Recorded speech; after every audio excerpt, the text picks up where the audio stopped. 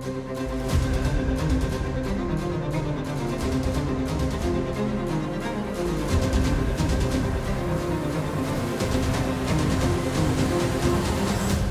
out to El Corazon. Thank you for your support. It is much appreciated. Hello travelers, Boardman21 here, and today's build is the Spriggan Shaman. With this build we have several synergies that are going on that's really making this build stand out. Synergy number one is the fact that we found a way to basically get unlimited mana while you're in Spriggan Form. And the way that you do this is Thorn Totem can give you mana back when it is unsummoned or dies, and we can have it to where our Thorn Totem tree only procs or only has one summoned Thorn Totem that is available with as much mana efficiency as possible. So what this does is it allows you to get 12 mana back when it dies, and it only costs 9 mana to create. Now that means you're only getting 3 mana. However, in the Spriggan Form tree, you can give healing totems the power to have the skill tree from Thorn Totem used, and you can have 3 healing totems all be summoned at once. So every time you summon the healing totems, you get 3 Thorn totems. It only costs you 9 mana, and you end up getting 36 mana back. So you end up getting a profit of 27 mana, and you can just spam them over and over again, so you can get all of your mana back rather quickly. Now the damage is going to come from the fact that now that you can have all of that mana, you can continuously just spam roots. You'll be summoning multiple vines all at the same time, 5 at a time, and they're going to have a ranged attack. And that ranged attack is no longer a minion vine, it is now a attack that deals your physical and your spell damage. So all you're going to scale up is your physical and your spell damage. You're going to have a two-handed staff on for adaptive spell damage to give them a really good base, and then you're going to get spell damage with your active totems, spell damage per totem. All of the good stuff is going to come with that. And then the third synergy that we have in here is you're going to be using the root wall while in the Spriggan Form that has a really good taunt, and it's going to take the taunt of basically everything around it. And then when those get hit, and every percentage of time that goes by, they have a chance to proc Ice Thorns, and Ice Thorns, which has been converted to physical damage, will also do physical spell damage and more damage per totem you have, and it's just going to end up doing really good damage as well. So you'll have the vines, the Ice Thorns shooting off, and then of course just unlimited mana to do everything that you need to do and stay in Spriggan Form 100% of the time. Alright, let's go ahead and get into the skills, the interactions, and just how we put all of that together. For skills, I'm running Maelstrom, Summon Spriggan, Summon Thorn Totem, Ice Thorns, and Spriggan Form. Now the reason for Maelstrom is I just needed a 5th skill. I actually needed a 4th and 5th skill, so both the Spriggan and the Maelstrom are just kind of extra skills that we could somehow utilize while we are in Spriggan Form. So for Maelstrom, it's going to be more of you have a couple of areas where they have a % chance to go off every second, or you have a chance on kill for it to proc, just for a little extra damage, a little extra dodge, that kind of thing. We tried to get it to where you could get to 6 stacks, so we went with 3 points in Whirlpool, 4 points in Turbulence, 5 points in Gathering Storm, so that there's a 25% chance on kill for Maelstrom to proc. This has a 2-second cooldown, so you won't be able to get a huge amount of procs of it off of like a big mob dense pack of trash mobs. And then we tried to get to 6 stacks so that we'd be able to get with Windswept 1 point in haste, and with 6 stacks 1 point in Wind Flurry for Frenzy. But we rarely get 6 stacks. You can throw on idols as well to have more of a chance every second to have some proc, and you'd be able to get to 6 stacks that way, but with the amount of mana that it consumes while you're in Spriggan Form, it just really wasn't worth it. And then we have 2 points in Sleep Footed for some dodge rating per stack, and then 4 points in Calm to try and make it only cost, you know, half as much as it originally cost because of how expensive it can be, since you're not having mana regeneration while you're in Spriggan Form.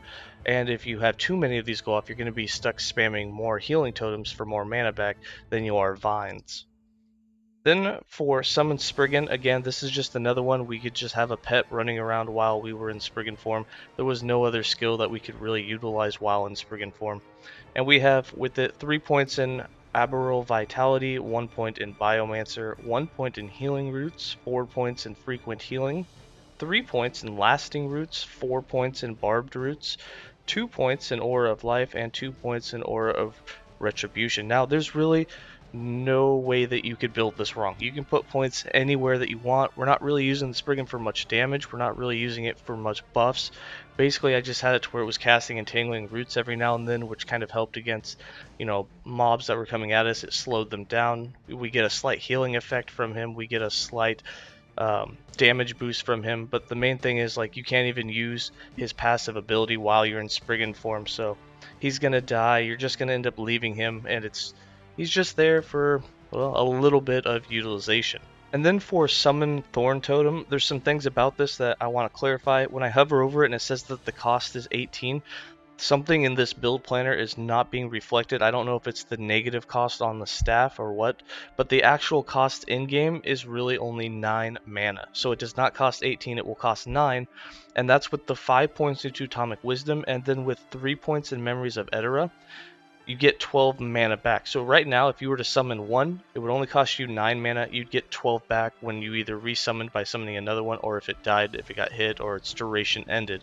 So you can actually get positive mana just by spamming one. Now, you cannot put points in Forest Expanse, as that will increase the mana cost, but the nice thing about this is you can get more than one totem summoned when you have healing totems in Spriggan form, because it allows you to summon more than one healing totem all at once. You can summon 3 of them, and it allows for it to use the skill tree of the Thorn totem, which allows you to have this mana conversion. And then for some extra damage, we just have 1 point in Venom Tip Thorns, 3 points in Torrent of Thorns, 1 point in Ancient Power, 3 points in Impale. And then for Ice Thorns, we have this set up so that when we get hit, we have a chance to proc it, and it does lots of damage while being converted to all physical, since we don't stack cold in this build. We have 3 points in Dagger Thorns, 2 points in Bramble Armor, and 2 points in Spell Thorns. This gives you a 30% chance when hit to proc it. And then we have 6 points in Ritual Briar with 5 points in Thorn Shaper for another 25%. So there's a total chance of 55% chance every time you get hit for an Ice Thorns to proc. Then we have 3 points in Shamanistic Fury, so that there's more damage per active totem you have. You'll have up to 3 of them, so you'll have a total of 12% times 3, 36% more damage for Ice Thorns. And then occasionally, if you have the idols that proc the Rhaegor Thorn Totem, you can have one that way, so you can get up to 48% total. And then 1 point in Thaw, so it's all converted to physical damage, as we don't stack the cold. And then for Spriggan Form, our main skill in this build, we have 2 points in Reinforced Totem, 1 point in Spiked Totem. This allows your healing totems to now use the Thorn Totem skill tree. This is what will start giving you the mana back.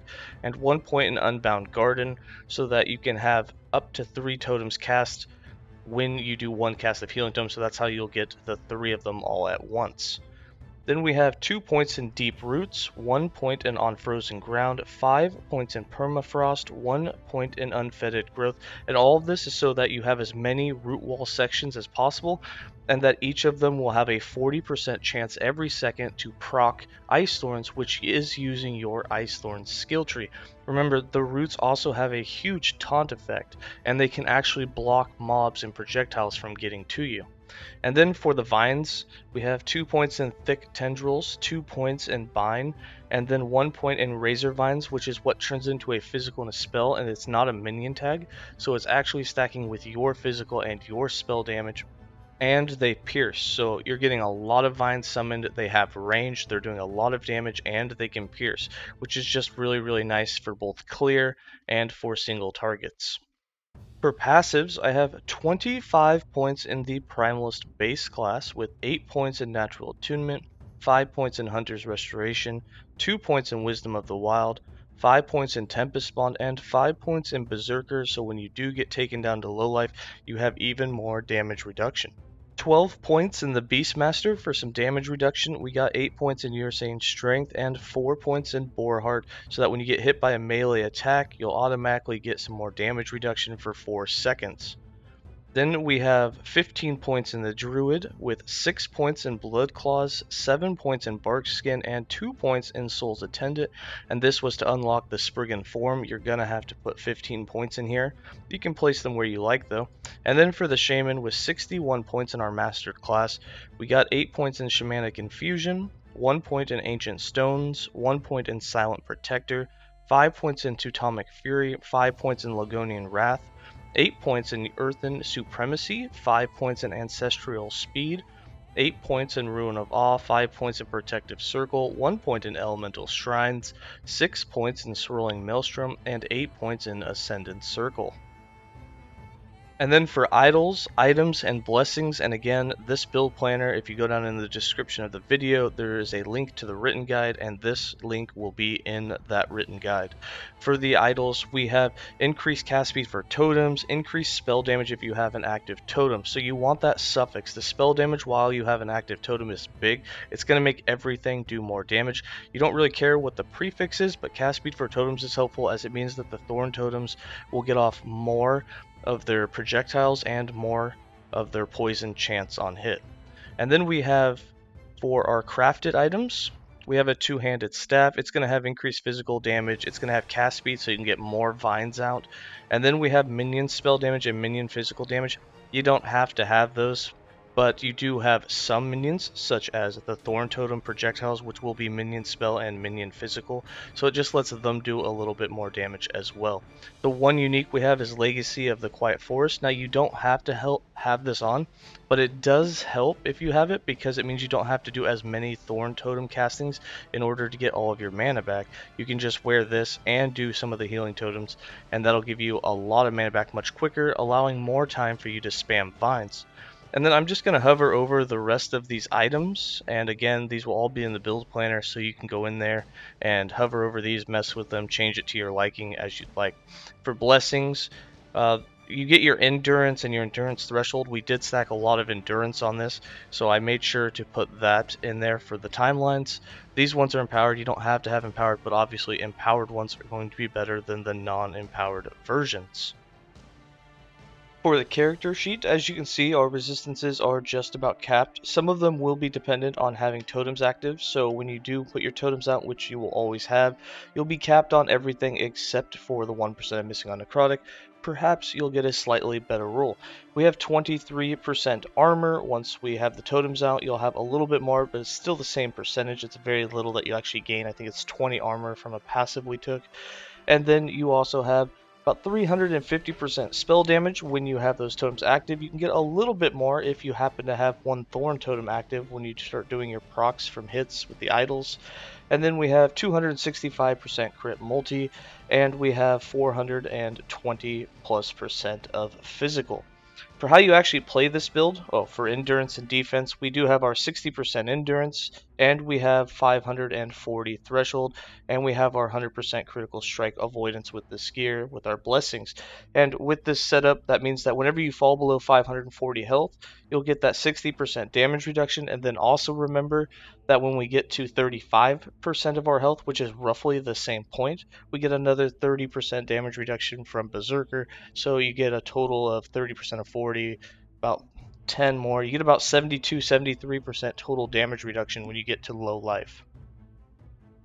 And then for how you actually play the build, so I like to put Root Wall either on autocast or just make sure you're casting it very frequently. Here I'm just going to put it on autocast to make sure that we're always getting a bunch up, so you'll get as many Ice Thorns being procced as possible.